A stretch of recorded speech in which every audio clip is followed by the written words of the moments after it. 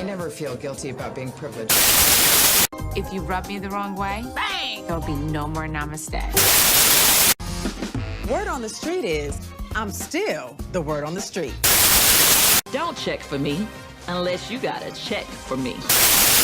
The strongest substance on earth isn't diamonds, it's me. Hello, hello, hello, and welcome to the Real House Gamer, where we talk pop culture while playing video games. It really doesn't get much better than that. I'm Chris, and I'm here with a Sims 4 speed build. I've been playing with a new Legacy family, and I decided that it was time they got a house upgrade. And not just like a little upgrade, I'm talking we go all out here, spared no expense, and I think it's actually adorable. Not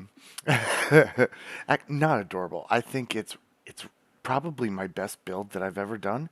All in all, apparently it took me 9 hours to do this. At least that's how long the footage was before I sped it up. So, P.S.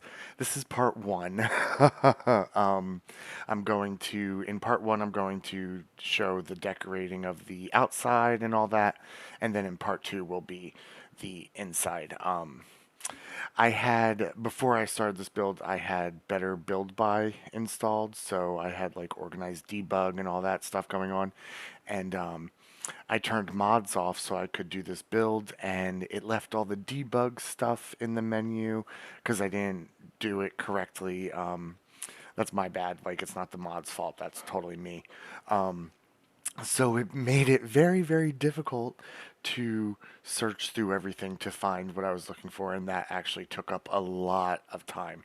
I eventually figured out why it was happening, and I went and like did what I had to do to fix it, and then it was much smoother from there on out. But so yeah, I wanted to build this legacy house. Currently, I have a married couple, Will and Lou, and they've adopted their little boy, Gino. And they have a couple dogs and a cat, but I do plan on them adopting more children, so I wanted them to have more space, and I wanted this house to be everything that they could possibly need. Essentially, I wanted it to be so they never had to leave. To make playing with this entire family much easier for me. So I decided to build it in Tartosa. I wanted it to match like the surrounding houses. I think I did a pretty good job at that. Roofing is one of my weak points when it comes to building, and I decided to try something new and not so like basic square and blah blah blah. I mean, they're rectangles, so it's not that much different. But it's not your typical roof, so I thought that was really cool. As you can see here, I am struggling hardcore with the columns. I don't know why. I guess I was just having like a brain fart moment. But I eventually got them to work how I wanted them to, except now, every now and then they reset back to their normal size, and I had to go back in and like fix it, and it's very annoying, and I don't know why it's happening. So if anybody has any idea why it is happening, please comment below and tell me why, because I would like it to stop. But yeah, I wanted this house to be very extravagant, very bougie, but at the same time very like cozy and mystical. Will, my main sim, is actually a world famous author, and he likes his privacy, and but he also likes the finer things in life. So I really tried to meld the two. Meld, is that the right word? Is meld even a word? Melded, yeah, whatever. I mixed the two together and came up with this build. Normally when I build, I don't go like super crazy with details and stuff like that. I try to like keep it simple because normally I like it really simple, but I decided because these two Sims are who they are that we really just needed to go overboard. So that's why like you'll see me fussing with every little piece of this build, from the foliage to the pool to the backyard sauna that I built. All of it is very over the top, and I think it's pretty well thought out. I really didn't have a plan going into it. That's not how I build usually in The Sims or in Planet Zoo. Like, I kind of just go in and wing it, and whatever comes to my mind, I try to create. But I wanted to make sure, like, that the kids would have a place. I wanted to make sure that all of Will's interests were fulfilled. I don't even know if that's the right word. It's almost 1:30 in the morning, and I am running on 2 hours of sleep because this build has completely consumed me. And I just want to get it out there, and then I can finally start playing in it, which I have not play tested this yet. I will before I post it to the gallery. But it should work. I would assume it works. I don't really see anything that sticks out for why it wouldn't. But we'll see. It is a Sims 4, so I've been surprised before. So here I am just making like a little pool area, and I wanted it to be like a very snazzy, like barbecue like thing. I don't know. So I put this platform in, and I put like a little fence up and some lights and the grill and lounge chairs and all that, and it's one entire space. Like, you have to go through a gate to get to the pool or to the barbecue area, and I kind of liked how it was closed off from the rest of the backyard. And I've also learned that no matter what, I don't like any of the fences in this game. I mean, I do, but none of them are ever what I need when I need them to be it. And doing this build, I realized how much I rely on custom content, and not having it really stressed me out. Especially like when I got to the kitchen part of decorating. I was just like, where is all my stuff? I don't like this. I don't know. I have nothing, and it feels very bare. But I made it work. That's kind of what I do. I always make it work. But yeah, so I'm just going in, like putting down the fencing, nothing super crazy. Eventually I will go in and do foliage and things of that nature. I know I put in a pond at some point. And I just really like go all out. The kids have a tree house that could be a freaking other house, basically. And so the kids are very spoiled here. I also have like a garden for Will because he loves gardening, and a bar for Lou because he loves making them cocktails. So yeah, I really loved how this all came out.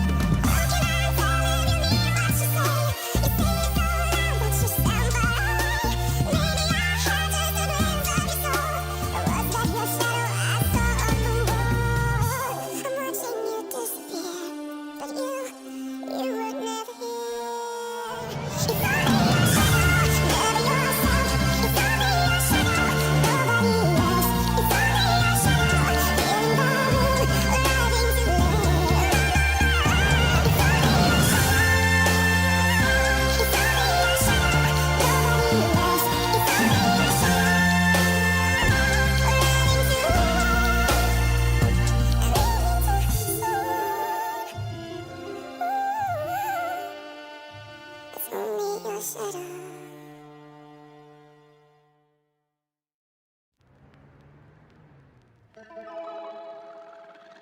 were good, we were gold, kind of dream that can't be sold. We were right till we weren't, built a home and watched it. All right, y'all. Fair warning. There will be spoilers for last week's episode of RuPaul's Drag Race and last week's episode of Real Housewives of Potomac. If you haven't had the time to find 40 minutes in the last 7 days, I really don't know what to tell you. I mean, at this point, you should just not be on the internet at all if you don't want to see spoilers. But let's talk Snatch Game. Last week's episode of RuPaul's Drag Race was Snatch Game, and it's very early this season. There are a lot of queens, 14 to be exact, and 40 minutes. I was nervous when I saw that Snatch Game was coming up. I was like, ooh, how are they going to do this and have it make sense? And to say it was messy would be an understatement. There were obviously a few major standouts, but I really think if they wanted to do this supersized Snatch Game, then they probably should have left the supersized episodes.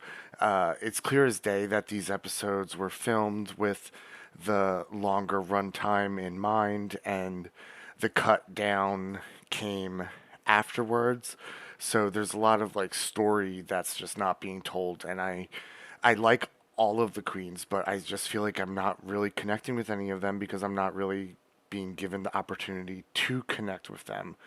I do watch Untucked, but I just think not everybody watches Untucked. So those important parts really should be on the main show that everybody does watch. But I digress. I'm not going to get into all the shenanigans that are going on with that and the cut episodes and all that jazz.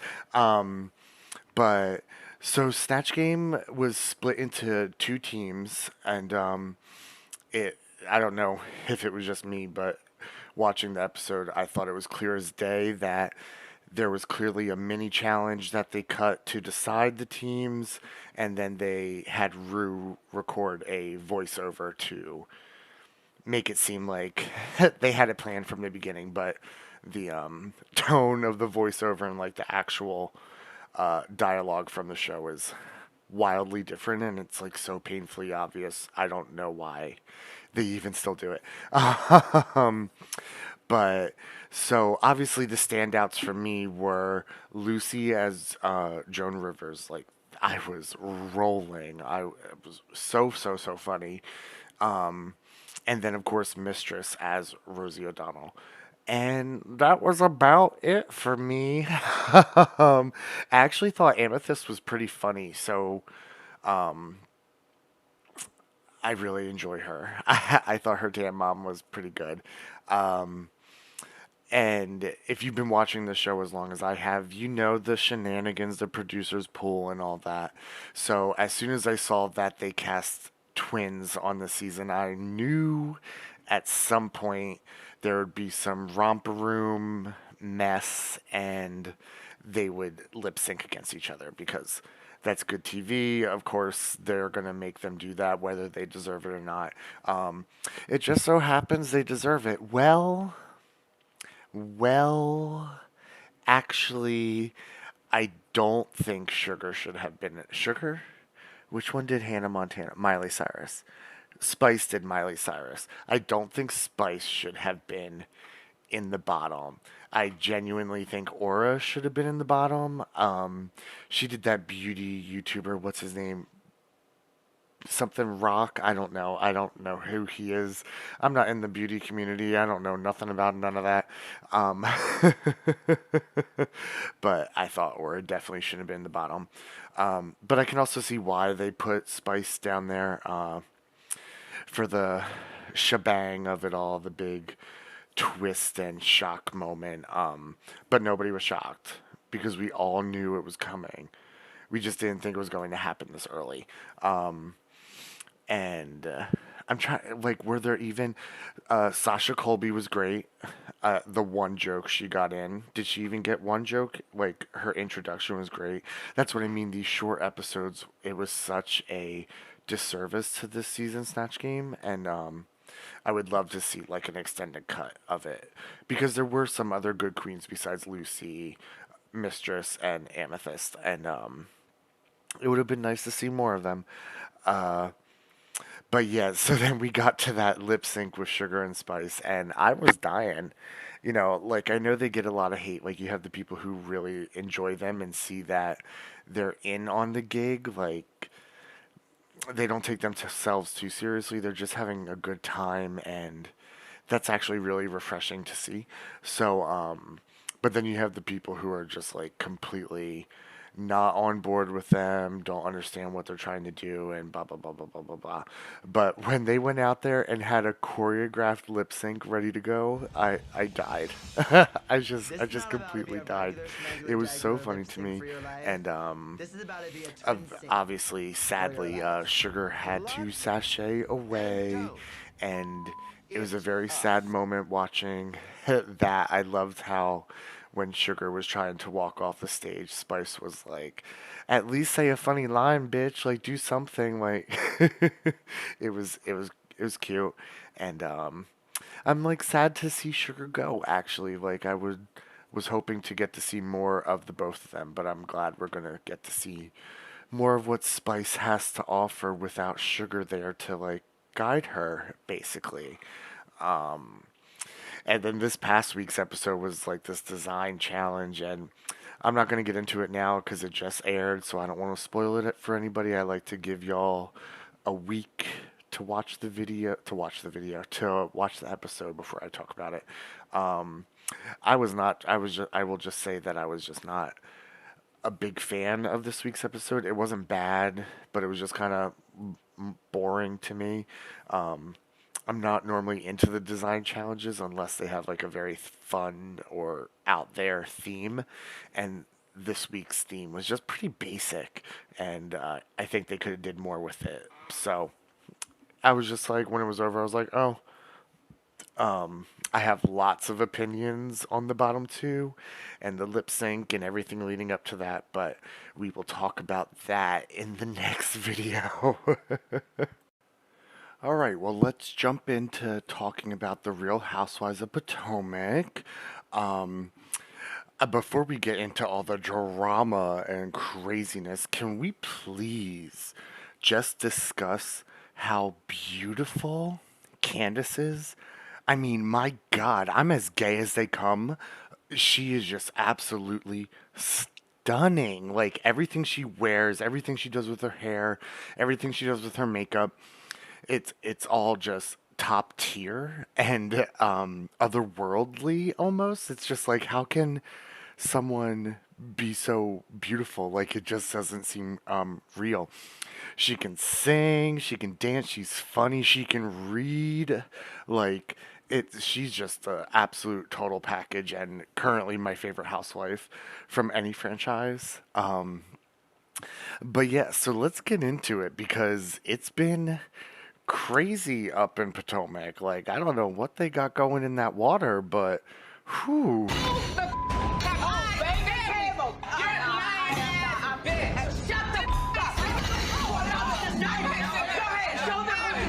So, Charisse and Karen finally had their big blowout. It's been a long time coming. Charisse is thirsty as they can be and wants that airtime and wants to be on the show. And she's going about it in a really grimy way, in my opinion. Go ahead if you want to get on the show, make drama, blah, blah, blah, blah, blah. But doing it... So, if you're watching, you know that a couple years ago, Karen's mother passed away, and Karen grew up all the way out in Timbuktu, and so none of like her friends went to like the services or whatever, but Charisse showed up. Karen and Charisse were not friends at the time, and Charisse said she did it out of, goodwill. Like, she was genuinely concerned for her one-time friend and felt terrible that her mother passed and blah blah blah blah blah blah blah blah blah. Karen was like, "Okay, that's all fine and good. Thank you. I appreciate you.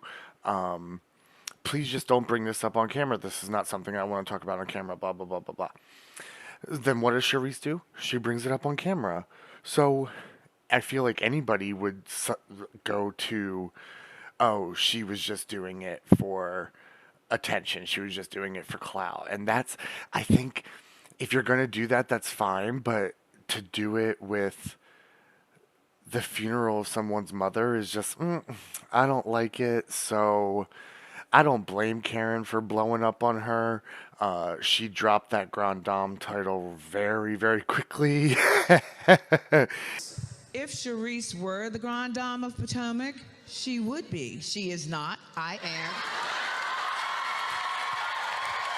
And she let Charisse have it, and it is what it is. I thought it was very shocking that Charisse claimed Karen is an alcoholic and has gone to rehab. I hope that's not just something we sweep under the rug. I would like to hear more about that. Knowing Karen, we probably will never hear about it again. Karen is, I enjoy Karen immensely.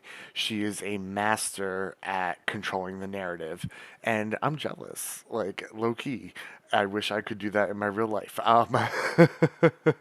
It always just kind of seems like my story is out of my control. But anyway, this is not a therapy session. So Karen is really great at controlling that aspect of her life on the show, and it's admirable. She's still funny as hell. It's not like she's not contributing to the show. It's not like she's boring or anything. Yeah, I just really love Karen. I was very happy to see that Wendy and Mia like made up. I really enjoy Wendy when she is having fun. And I really enjoy Mia. If you watched the last video I put out, you know that. I think Mia is a great addition to the Housewives, and I'm not even going to discuss Jacqueline because, in my opinion, she's not worth my breath, and what she's doing is gross. And I'm gonna let that be. When the reunion comes out, maybe some more stuff will come out, and maybe I'll talk about it then. But for right now, I am not speaking on Mia versus Jacqueline. I've always also really enjoyed Ashley until this season. I think I realize now how messy she actually is. Candace has more than once tried to make up with her and extend an olive branch and make things work. And the second Ashley can, like, she gets that stab in there. And I don't know, like, I like Ashley, I do. I was rooting for her to stay with the homosexual until whenever she had like some weird thing in her prenup where it was something like if they last 5 years, the prenup is void and like Ashley's entitled to half or whatever it was. And so I thought she was playing the long game here.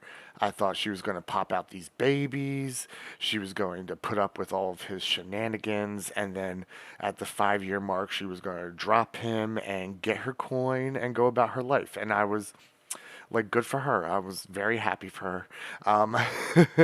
I just don't know what she's doing. Is she divorcing this man? Is she just causing drama for a check on TV? I just don't know anymore. I still think she's a lot of fun, but I'm just kind of over her whole mess. Something else I am over, Robin and Giselle, the Green-Eyed Bandits. I cannot take them anymore, especially Robin and this BS wedding. It's just so clear as day that there is some shenanigans going on. I don't know if this is true, so let me just say allegedly. Allegedly, Juan has another person on the side. So does Robin. Apparently, Juan has a man on the side, and Robin has a girl on the side. no judgment here. Like I said earlier, I'm as gay as they come. Let live. I have no qualms about it. It's just funny to me that you were on national television talking about this wedding and all this stuff, but you actually have no desire to get married, or maybe like you do, but the desire is to secure that Bravo check. Actually, as I'm saying all this, it just broke the other day that they finally did get married. Whatever. I mean, good for her, I guess. Good for them. It's clearly a scam. I mean, allegedly, it's a scam. Um, so I just don't think anything will come of it but bad news.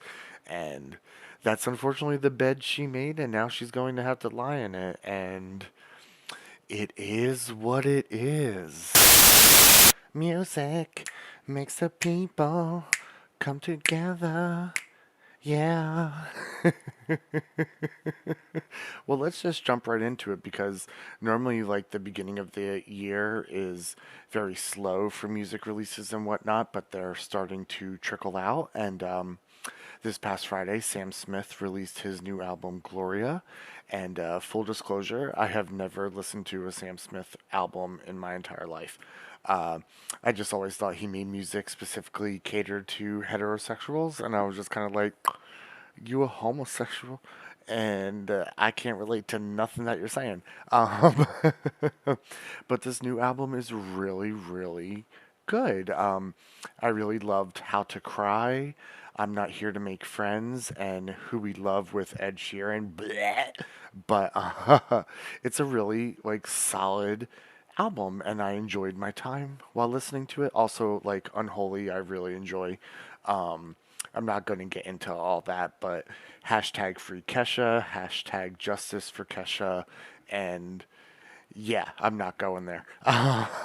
um, but it's a really good album, so make sure you check it out on your favorite streaming service. And also, this week, Pink released a new song called Trust Fall, which I was just absolutely in love with. I haven't liked a couple of her recent releases.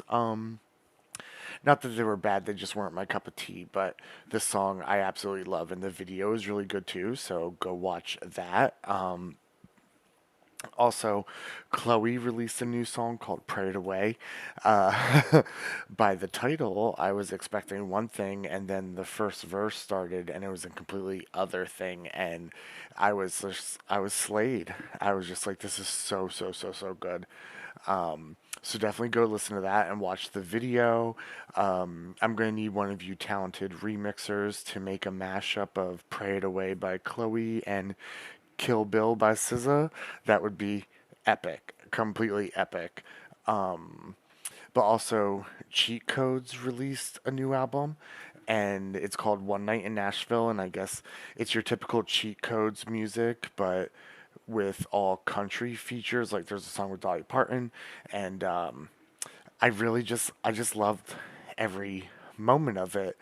But most importantly, Ava Max's new album, Diamonds and Dance Floors, finally came out after leaking months and months ago, pushbacks of release dates and all that. And it's pop music perfection. Go listen to it. Sleepwalker, Maybe You're the Problem, Ghost, In the Dark, Get Out of My Heart, Cold as Ice. These are great pop songs, and it's just so refreshing to hear because not everything has to be so serious. It's okay to have fun, and I'm glad Ava Max is bringing that back to the music scene because I promise y'all, it's really okay to just have fun and want to get up and dance and not cry your heart out all the time. So please go stream Ava Max's new album. It's so good. And that's all I have for y'all this week. I hope y'all had a good time with me, and I'll see y'all next time. Please make sure to like and subscribe. Bye.